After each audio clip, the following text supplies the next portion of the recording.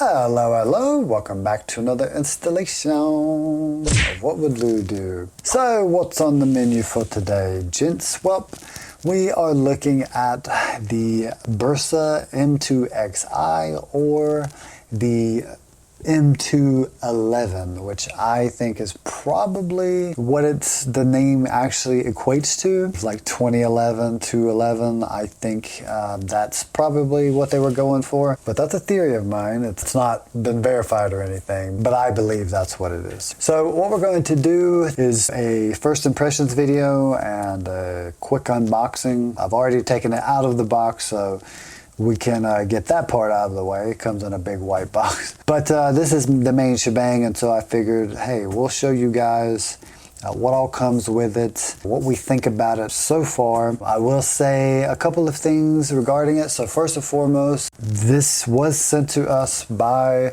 Bersa. Long story short, we got in touch with them. They reached back out to us, and now here she is. It's not brand spanking new like I like them. I was not aware that we were going to get a used firearm, so I'm not really happy about that, honestly, because that does change things as far as the review goes. And when I come to that point, I will tell you this.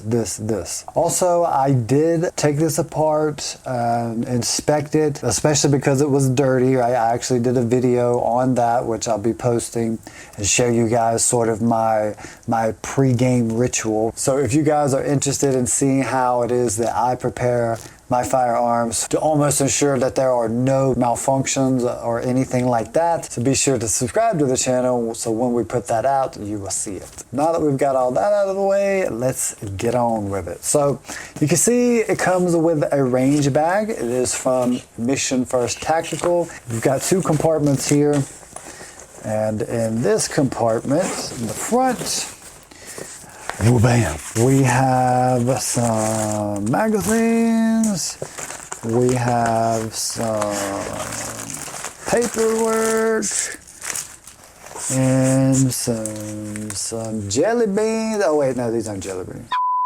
And you can see here, this is the compartment you would stick your magazines in. We have room for 5, so that is cool. And then in here is the main shebang, your pistol. So we'll look at the boring stuff first. The incredibly boring safety locks that we have to put in there.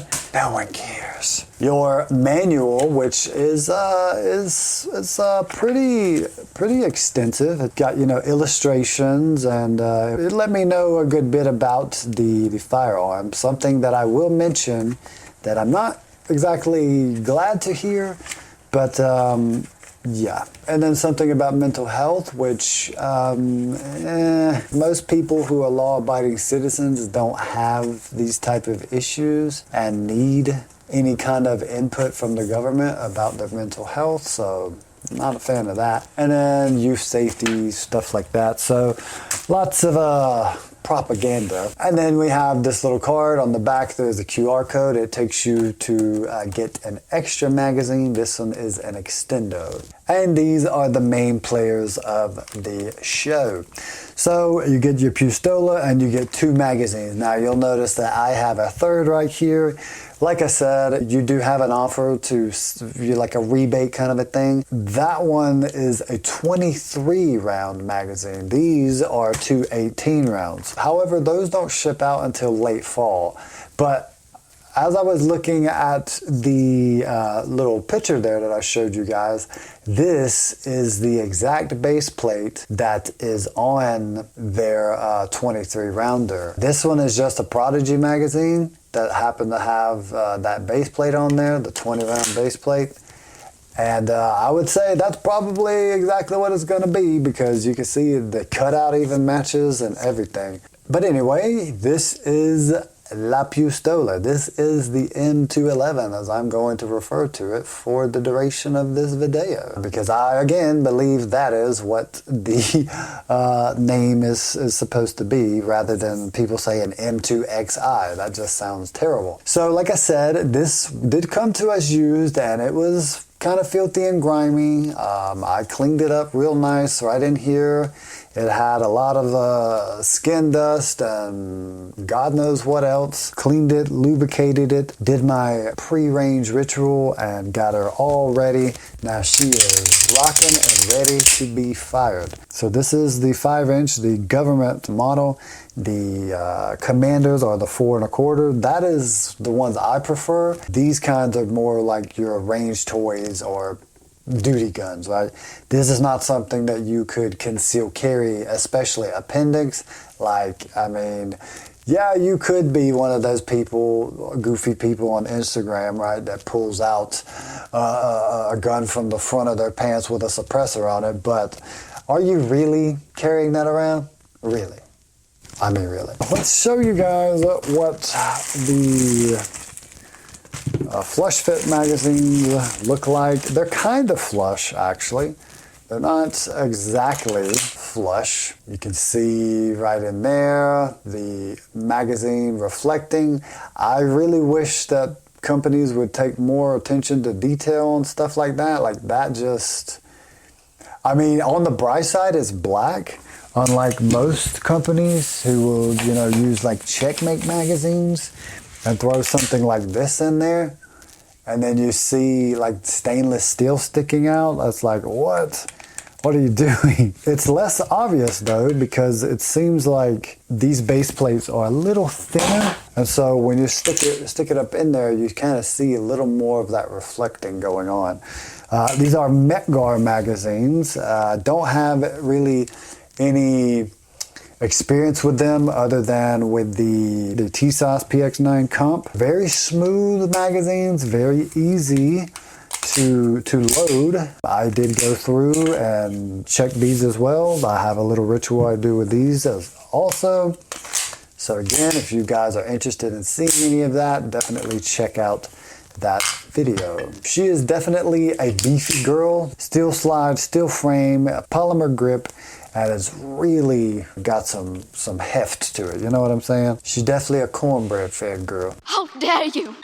The grip is very comfortable. A little bit of texture here.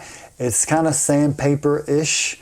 It looks like it's maybe been hand stippled. Cosmetically speaking, it really throws me off because this gap right here, what it reminds me of is someone went to put grip tape on here and they put it a little bit too far to the right. Like here, all this section is cut out and then it goes over. It messes with my OCD so bad. It is actually a really nice grip. It's not, you know, like MJD solutions or anything, but for a budget 2011, it's one of the betters. It's definitely better than like the M2XI or the Mac 9. Ours has now a Prodigy grip on it. Originally, you know, it had the kind of square, blockish, flimsy, I don't know. There's just something about the polymer they used. I'm not a fan of it. This isn't far from that, but overall it's better. One odd thing though is that these cutouts, this one especially, doesn't quite line up with where it was supposed to go. It's supposed to enable you to, you know, press that magazine easier, but when you line your finger up with it, it actually should have been right here. And then when it comes time to press that is where the groove is. However, I have to move down here, and now I press that. So you can see it's literally right on where it curves and it creates like a hump right there. So it should have been more like the hex here. You see, it's right there where your thumb goes. And so you can just press that. Oh, there's no magazine. But you see, right, it literally lines up right where my thumb goes. So that's a bit of a miss. Most of the controls are your typical controls. You know, grip safety is the same, not pinned or anything like that. The safety, it's audible when going off, but going up, there's nothing. I can push it as hard as I want, and I get nothing. It's kind of gritty too. If you just kind of barely push it, it's like, So I don't like that, and I believe what it is this detent right here, is either a little bit too long or the spring in there is too strong.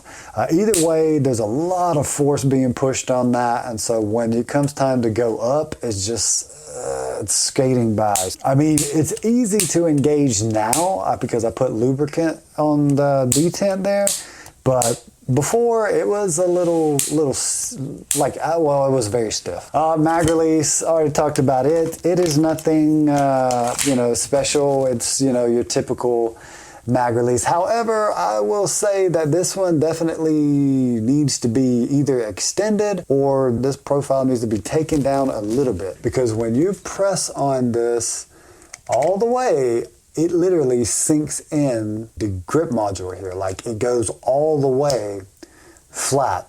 And so you can't actually press it very far. There's been a few times where if I don't put my finger just right, I can't press it all the way, especially because this cut is kind of working against me. Definitely recommend that they kind of raise that up because it's a little too short. It does have an extended slide release, which is great. Like, that works fantastically. I want to see more companies utilizing this right here. I know a lot of people, they're old-fashioned, right? They go and they put their finger on the safety, and then they put the other one on the ledge of the slide release, sort of like this, right? This one has more your traditional style, but it has a little bit of a texture here for those people that go and shoot more old-fashioned. Me personally, I don't do any of that. So when it comes time to reload, I'm like, boom, like that, and I want to go right back into battery. I don't want to have to come up here and do this. I mean, although this one has a pretty good ledge, but you're not going to get locked back if you're holding on that. And depending on your grip, when you're like out, it just might not feel natural to you. For me, it's like that feels most natural. I also don't keep my thumb on the back of the safety and all that, because that, to me, creates a major discomfort here. It also, a lot of people complain about hot spots that I never feel because I'm not sitting there wrapping my thumb around the thing. Right, I'm literally like I would shoot a striker fire gun. I'm like this, and pow, pow, pow. You know what I'm saying? The trigger, a little bit of distance to that wall, and then boom, clean break. Okay, and then the reset is a little bit beyond the travel, which makes sense, right? It's got to go a little bit beyond the wall to reset the thing. So, boom. And reset right there. Let me get the gauge. I'm not going to show the pool on here because of YouTube's ridiculousness. I will show the results. By the way, this is the one that I use. This is by far the best trigger gauge I have tried. I think I have a link to this in the description. By the way, most of the products you see us using, not guns obviously, but most of the other stuff, lights, red dots, lubricants, cleaners, base plates, like all these kinds of things that you see us use, there are usually links to those things down in the description. So after 6 pulls, you can see we are at an average of 2.86. So basically a 2.5 pound average pull weight, which is good. However, that's a problem for me because being that this is used, I don't know if the trigger is now broken in. I don't know how many rounds was put through this. I don't know if it passed the break-in period, right? Because in the manual it does say, which I don't like to hear, like a 400 to 500 round break-in period. And what they recommend is you shoot it 100 rounds, clean it, lubricate it. Shoot it 100 rounds, clean it, lubricate it. Up until about 400 and 500 rounds. And to me, that would suggest that there might be some quality issues there. Break-in, honestly, I feel like a gun should be broken in from the box, right? I shouldn't have to now go and put work into it, because it's hard to tell at that point if it's just needing to be broken in or am I having legitimate problems, you know? So is this broken in already? Was this someone who just put like 2 boxes of ammo through it, maybe 100 rounds? I really don't know. That's one reason I don't like that they sent us a used firearm to review, because now there's so many things I can't know for certain. But as it currently stands, this trigger is quite good. 2.5 pounds. That's pretty nice. Full dust cover, five slots there, so you should be able to put any light on this thing you want. As far as lights, we are going to either use the TLR1, but more likely we will probably be throwing one of these PL3 Valkyries on here. I really like these lights, and I actually will have a review coming up on these. So you see this one, this is the PL3S. This one's not rechargeable, but this one right here, the PL3R, is rechargeable. And so we're going to be comparing those two. And eventually what we're going to do when we have a big selection of lights, kind of do a huge video. And that way, you know, we can look at some of the pros and cons of different ones, price, quality, efficacy, reliability, all that good stuff, and help you guys decide what might be the best light for you. Front has, unfortunately, a 2-piece guide rod, so you have to use an Allen key to take this apart if you want to. Speaking of which, one of the oddest things I find is that there are no tools included with this pistol. There is not an Allen key for this. There are no Allen keys for the optic screws, right? Like, it's like if this was your first 2011, you would be up the creek without a paddle because they didn't provide you any paddles. Uncool there, you definitely get dinged points, because if you're going to make me work to get the guide rod off, at least give me the tool. You know what I'm saying? You have these window cuts here that are also function as the serrations. And I like the way that they feel. Now, because I'm more used to 4 1/4, I keep trying to grab it a little bit more right here instead of way at the end. I think they could have come back at least one more, maybe 2, and just move the little engraving over a little bit. The front sight is an Ameriglow sight, right? Yes, Ameriglow. And so it is a bright neon orange during the day, maybe you could call that red, and night sight right at night. And the rear sight is blacked out, so you only have the one to focus on. I actually like that setup. I like just having that one dot to focus on in between the 2 posts, and that's it. So I do like the sights and appreciate that it's not just a typical fiber optic sight, especially if they aren't the Tag Precision, right? They've got the best design on it, hands down. They've got a set screw that holds the fiber optic rod in there, so that baby does not fly out. So if you're gonna go the typical style of fiber optic, at least, you know, go with Tag Precision. Now, we're getting to the back here, and this is something I find, well, another thing rather, I find perplexing about this pistol, is that the footprint is RMSC, which is very odd to me because this gun is massive. Likely no one is going to try and attempt to carry something like this unless they're maybe using it for a duty gun. But even then, why would you not have an RMR cut on there, right? Because that has a much bigger window, whereas the RMSC is stuff like the Holosun 407K, 507K, right? Those ones with the little tiny windows. So that I'm kind of...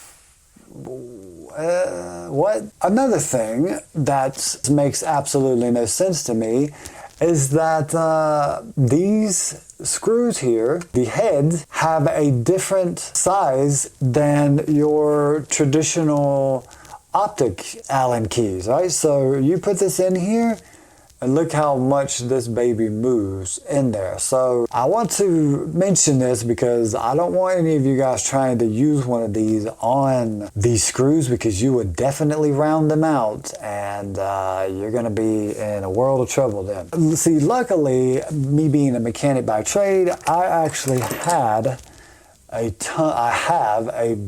two bags actually of all these little Allen keys. And I found a size that works. Unfortunately, I can't tell you what the size is, but Bersa, with that extra magazine, how about you guys send out the Allen key to fit these and an Allen key to fit that? I mean, come on, man, help your boys out. Like, they're gonna spend that money on your stuff. You can throw in a couple of Allen keys. I think that's the least you can do. So speaking of the optic, we actually have the M2XI red dot coming. I think it's the SE. They asked if we wanted the SE, the one that you could charge, or a new K model that was coming out. But the K model is not coming out, or it's not going to be shipped anyway until like mid-September. And I need to get this video out a little quicker than that, because I don't know how long I will even have this for review. We will be throwing one of those on there, and we'll be reviewing that optic as well. And it will be part of our massive video, which dot is right for you. And we will have tons and tons of red dots, different shapes, sizes, colors, qualities, different prices, right? So tons and tons of options. So if you guys are looking for any, that should help you have a good understanding of which ones you think are going to work best for you. So definitely, if that's something you guys will be interested in, be sure to subscribe, because when I release that video, you will get notified. So overall, I'm excited about it. I am disappointed that it is used because, like I said, I don't get to experience it firsthand the way that you guys would.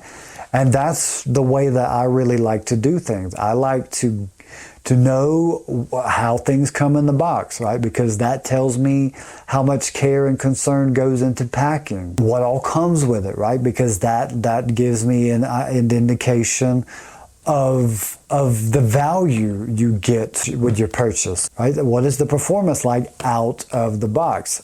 But anyway, if you found this video helpful, we ask that you strike that like, swell that bell, subscribe and vibe with us, and make us feel all appreciated, baby. We appreciate you guys for watching. As we always say, seek the Lord while he may be found, or call upon him while he is near, because he is near unto those that be of a broken heart, and save such that be of a contrite spirit. Draw near to God, and he will draw near to you. He resists the proud, but he gives grace to the humble. So cast yourselves down before the Lord, and he will lift you up. Till next time, take care, and God bless.